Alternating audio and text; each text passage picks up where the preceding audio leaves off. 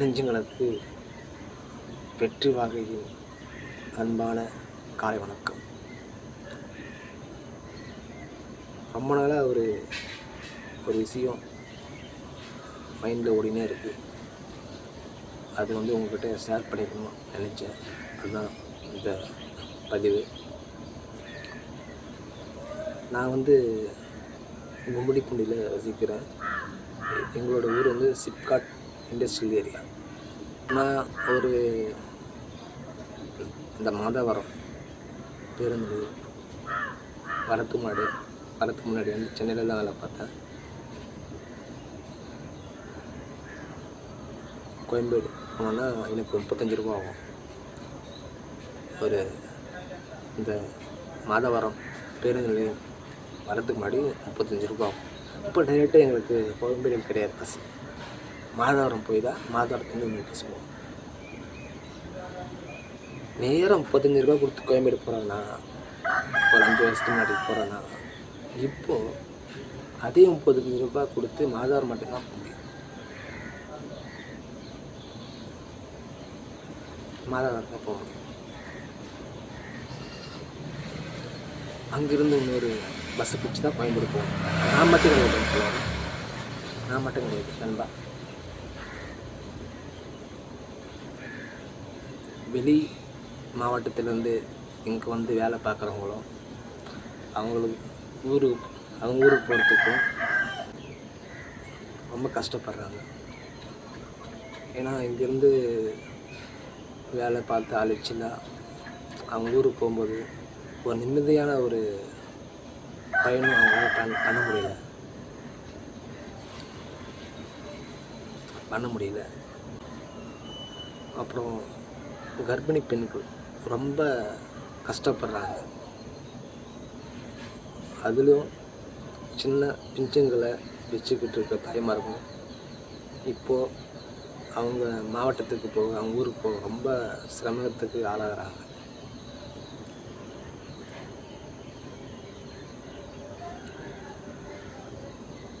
₹35 கொடுத்து கோயம்பேடு போகிறான்னா அன்றைக்கி இப்போ 35 ரூபா கொடுத்து மாதவரம் போக முடியும். 35 ரூபா மாதவரம் போகும். அங்கேருந்து ஒரு 25 ரூபா கொடுத்து நான் கோயம்பேடு போவோம். 60 ரூபா மினிமம் 20 ரூபாய் எங்களுக்கு எக்ஸ்ட்ரா ஆகும். இந்த 20 ரூபா அரசாங்கத்துக்கு லாபம். கண்ணுக்கு தெரியாமல் அவங்க நம்மக்கிட்டேருந்து கொள்ளையடிக்கிறாங்கன்னு தான் சொல்ல முடியும். கண்ணுக்கு தெரியாமல் கொள்ளையடிக்கிறதெல்லாம் இப்படி தான் நம்மளை ஏமாற்றிட்டு இருக்கிறாங்க. அவங்க சொன்ன காரணம் என்னென்னா, சிட்டியில் போக்குவரத்து நெரிசலை கட்டுப்படுத்த தான் மாதவரம் பேருந்து நிலையம் அமைச்சோன்னு சொல்கிறாங்க. காரணம் அது மட்டும் கிடையாது. அவங்கள நம்மக்கிட்டேருந்து கண்ணுக்கு தெரியாமல் நம்மக்கிட்டேருந்து காசு சுரண்ட பார்த்து தான் இந்த ஒரு திட்டத்தை முக்கியமாக அவங்க கொண்டு வந்தாங்க. ஆமாம், அதை நம்பி ஏமாந்துக்கிட்டு தான் இருக்கு. இப்படி பலவற்றிலையுமே நம்ம கண்ணுக்கு தெரியாமையே இந்த அரசாங்கம் கொள்ளையடிச்சிட்டு இருக்கு. நம்மளும் அவங்களுக்கு ஆதரவு கொடுத்து, அவங்களுக்கு வாக்களித்து, அவங்கள வெற்றி பெற செய்து, அவங்கள ஆட்சி கட்டிலில் உட்கார வைக்கிறோம். நம்மளை ஏமாற்ற எப்படியெல்லாம் நம்மளை ஏமாற்ற முடியுமோ அப்படியெல்லாம் ஏமாற்றிக்கிட்டு இருக்கிறாங்க இந்த அரசும். இந்த இரு அரசும், இப்போ ஆளுகிற அரசும் சரி.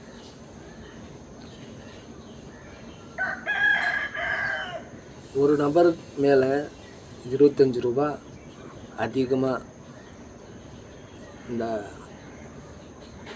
அரசாங்கத்துக்கு போகுது.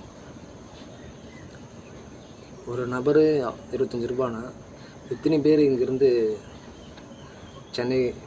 சென்னைக்கும் கோயம்பேடுக்கும் போகிறாங்க உங்களுக்கே தெரியும்.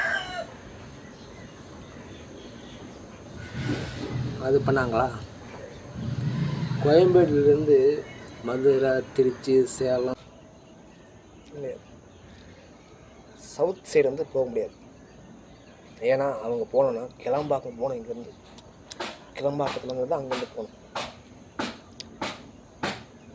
ஏன் மக்களை வந்து எப்போவுமே சிரமத்துக்கு ஆளாக்கி அவங்களை கஷ்டப்படுத்தி, மன ரீதியாகவும் கஷ்டப்படுத்தி, பண ரீதியாகவும் கஷ்டப்படுத்தி இப்படி பார்க்குறது தான் அவங்களுக்கு வேலையா? அவங்க வந்து நிம்மதியாக ஒரு பயணம் போகிறது கூட அவங்களால முடியல. கர்ப்பிணி பெண்கள், பச்சை குழந்தைகளை வச்சுக்கிட்டு இருக்க தாய்மார்கள், மாற்றுத்திறனாளிகள் எவ்வளோ சிரமத்துக்கு ஆளாகணும் பாருங்க. அதே போல் கோயம்பேடு நம்பி பல தொழில்களை, பொட்டி கடை, ரோடோர டிஃபன் கடை, கையேந்தி போகணும், நிறைய கடைகளை வச்சுட்டு இருந்தாங்க. அவங்களோட அன்றாட வாழ்க்கையை இப்போது கேள்விக்குறியாக போச்சு. இருக்கிற பேருந்தை நல்லா டெவலப் பண்ணி அதுவே கொஞ்சம் விரிவாக்கம் செய்து முடிஞ்ச அளவுக்கு மக்களை நிம்மதியாக வாழ முயற்சி செய்யும். அப்படி செய்கிறா இல்லை கிடையாது. அவங்களுக்கு ஒரே ஒரு எண்ணம் மட்டும்தான், மக்கள்கிட்ட இருந்து எப்படியாவது பணத்தை கொள்ளையடிக்கும். அது மட்டும்தான் அவங்க எண்ணமாக இருக்க தவிர அவங்க மக்களோட நிம்மதியை நினச்சி அவங்க கவலைப்பட கிடையாது.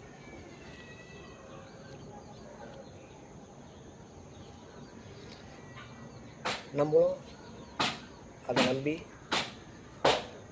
இப்போது வாழ்ந்து இருக்கிறோம்.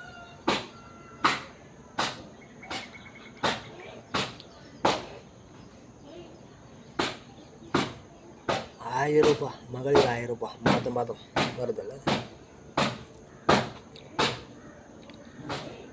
மகளிருக்கு இலவச பேருந்து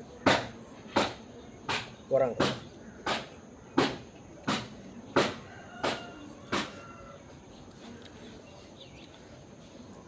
அதெல்லாம் எப்படி போகிறாங்க?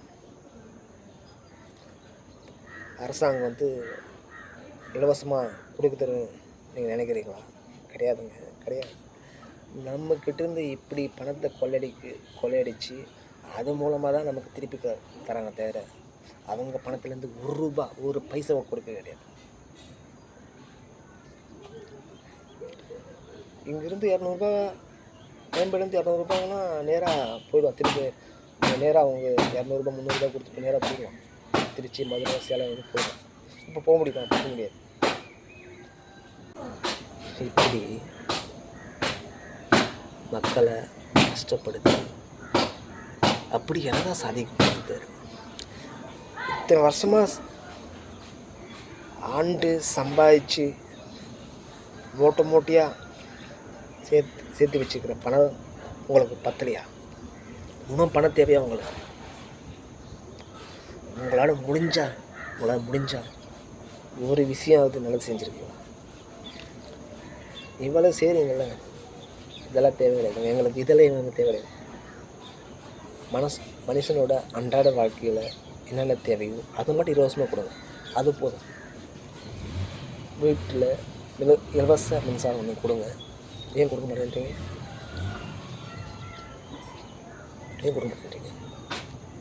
கேஸ் இலவசமாக கொடுங்க. ஏன் தர மாட்டேன்றீங்க? ஏன் தர மாட்டேங்க?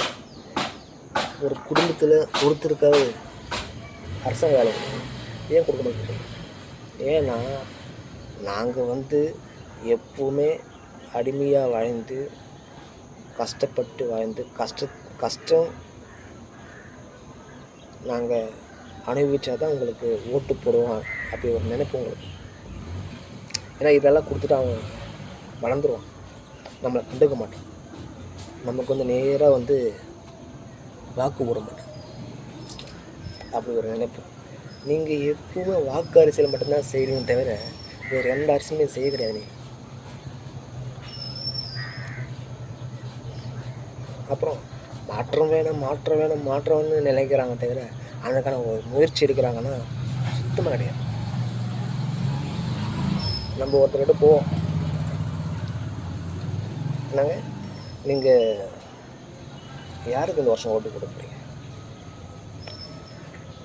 நான் எங்கள் அப்பாவோட அப்பா பரம்பரையாக நாங்கள் டிஎம்கே தான் ஓட்டு போடுவோம்.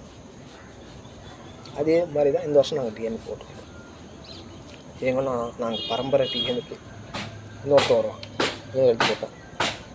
நாங்கள் ரெட்டையில் தான் ஓட்டு போடுவோம். எங்கள் பரம்பரையாக நாங்கள் ரெட்டையில் தான் ஓட்டு போடுவோம்.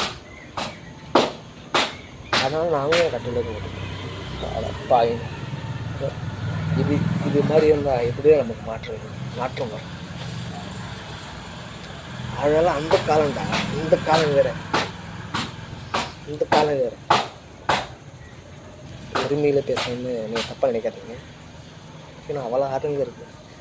எப்பவுமே இதுதான் சொல்லிட்டு இருக்கான். நாங்கள் பரம்பரையாக டிஎம்கே பரம்பரையாக டிஎம்கே. ஏன்னா அவங்க தான் ஆளணும் இல்லை இந்த தமிழ்நாட்டை. அவங்க தான் ஆளணும். அவங்கள தான் எழுதி கொடுத்துருக்கப்பட்டா. கொஞ்சாவது புத்தியை யூஸ் பண்ணுங்க.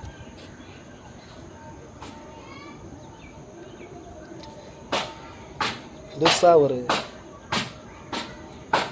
கட்சி வருதுன்னா அதற்கு ஆதரவு கொடுங்க. அதை தராமல் எப்பவுமே டிஎம்கே ஏடிஎம்கே இதனால உங்களுக்கு தெரியுது. அழைக்கப்படாத ஒரு கட்சி வருதுன்னா அதுக்கு ஆதரவு கொடுங்க. ஒரு மாற்றத்தை நோக்கி போங்க. எப்படியோ இந்த வருஷம் 5 வருஷம் இவன் ஆட்சி வந்தால் நம்ம எதுவும் செய்வது கிடையாது. அவன் ஆட்சி எதுவும் செய்வது கிடையாது. யாரோ ஒரு ஆள் புதுசாக வரான்னா அவங்க ஒரு வாய்ப்பு கொடுத்து தான் பார்க்கலாம்.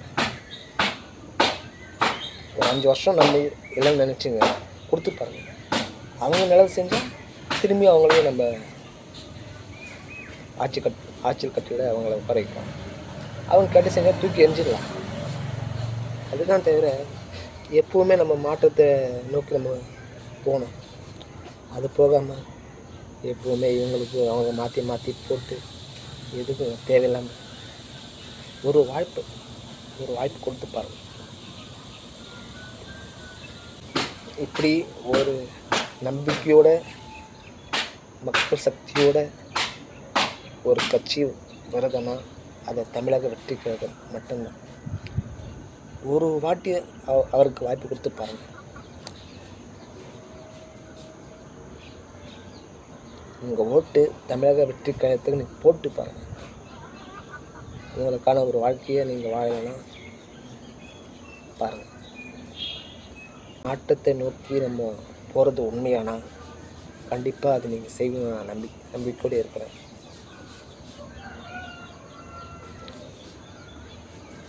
நான் ஏதாவது தப்பாக பேசியிருந்தாலும், உங்கள் மனசை காயப்படுத்தி பேசியிருந்தாலும், உங்களோட ஒரு குடும்பத்தோட ஒரு நபராக நினச்சி என்னை மன்னிச்சுக்கோங்க.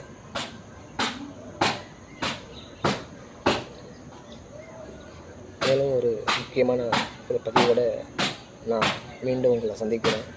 அது வரைக்கும் தமிழ் நெஞ்சங்க அவங்களோட குடும்பத்தோட சந்தோஷமாக நிம்மதியோட வாழ்க்கை வாழணும்னு கடவுளை